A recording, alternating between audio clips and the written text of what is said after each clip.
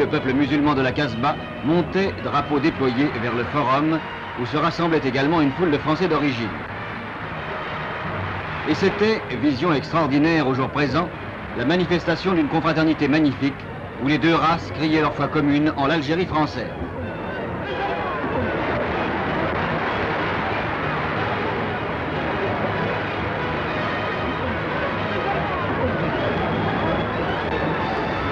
Au balcon, le général Salan annonçait qu'il avait reçu mission d'assumer les pouvoirs civils et militaires dans un discours où il faisait acclamer l'Algérie française.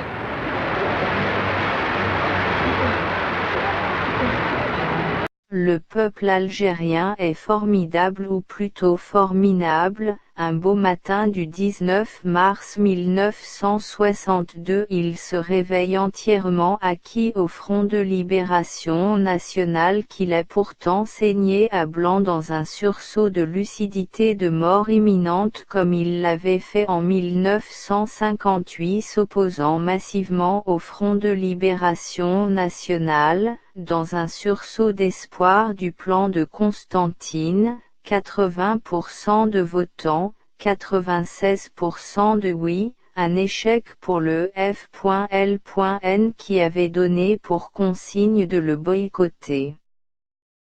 Quelques décennies plus tard, ils ont soutenu massivement le FI, dans une des plus grosses manipulations de l'histoire de l'Algérie algérienne, et pas plus tard qu'hier, un beau matin d'avril 2019, ils se réveillent comme Zorro ou comme Robin des Bois en lutte contre la corruption et système Front de libération nationale dans un éclair de lucidité alimentaire comme de véritables justiciers marcheurs au drapeau sur les épaules et pancartes en carton dont les 3/4 sont alimentés par des fake news pour mieux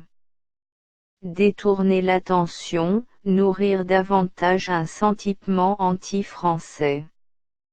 Le plus triste est que beaucoup de gens y croient, suivent. Les rumeurs s'amplifient et les fameux jokers, toujours les mêmes, refont surface dans des théories du complot délirantes.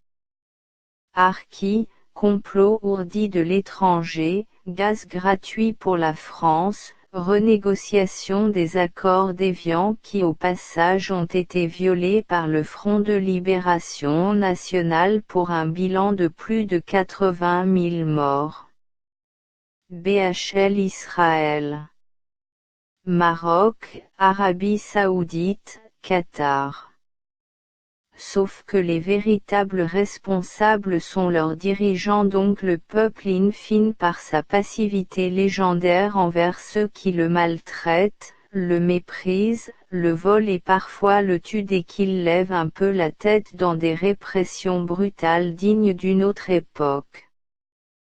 Qui ne dit rien consent, et quand on sait que tout le monde s'en met plein les poches, du facteur Ovalie et ce depuis juillet 1962, date de création de l'État algérien, il y a complicité et duplicité de la population.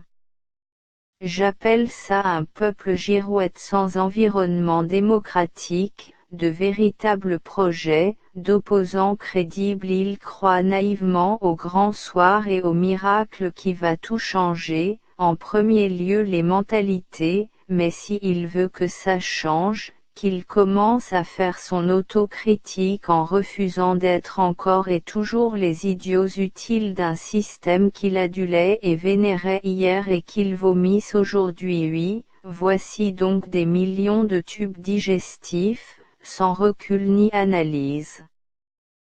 critique mais avec un fort ressentiment anti-tout. Les vrais coupables sont les responsables d'hier qu'ils soutenaient à bras le corps à coups de vive le Front de libération nationale, vive la NP. Demain, qui sait? Ils redécouvriront, mais ils sont amnésiques, une fois ne leur a pas suffi, le vrai visage de cette organisation aussi corrompue qu'eux et sans corriger leurs pratiques, une fois encore, ils vont droit dans le mur et font de la figuration dont bon nombre croient sincèrement rejouer la bataille d'Alger. Dans cette farce où les cartes sont redistribuées, le véritable curseur est la longueur de la file d'attente devant nos chancelleries qui croulent sous vos demandes visa pour rejoindre l'Eldorado chez l'ex-bourreau colonisateur qui a livré ce pays clé en main à une clique de dictateurs pour le plus grand malheur des Algériens car en un demi-siècle ce pays n'a pas décollé et a réussi l'exploit de s'auto-génocider, un cran en dessous le Rwanda. Le malheur n'a pas débuté en 1962 mais bien le 1er novembre 1954 par une bande de libérateurs assassins qui s'est rapidement acharnée sur sa propre population qui ne le suivait pas, en était horrifiée pour les trois quarts et l'ont vénéré ensuite, insultant les morts et les disparus de cette tragédie, bafouant l'histoire, escamotant la vérité historique dans une propagande sans nom mais efficace. Point difficile de nier que la livraison de l'Algérie est une bande de dictateurs qui n'en avaient rien à faire des aspirations du peuple, mais voulaient s'accaparer le pouvoir quel que soit le coût humain, luttes intestines, mais cette liste est un échec cuisant pour la population dont la majorité de la jeunesse ne pense qu'à fuir et là, l'histoire est cruelle, chez l'ex-bourreau colonisateur, à savoir la France donc rejoindre, par tous les moyens possibles les harkis et leurs descendants. L'histoire se répète, elle bégait une maison construite sur de mauvaises fondations n'aura de cesse de s'affaisser et de plus en plus, cette région du monde, ex-ottomane, ex-département français devenu un pays depuis le 3 juillet 1962 retombe dans la nuit, pays à l'image de son président moribond. Hier, ceux et celles qui chantaient les louanges du Front de libération nationale et de son système n'ont plus que les yeux pour pleurer et marchent, comme des somnambules.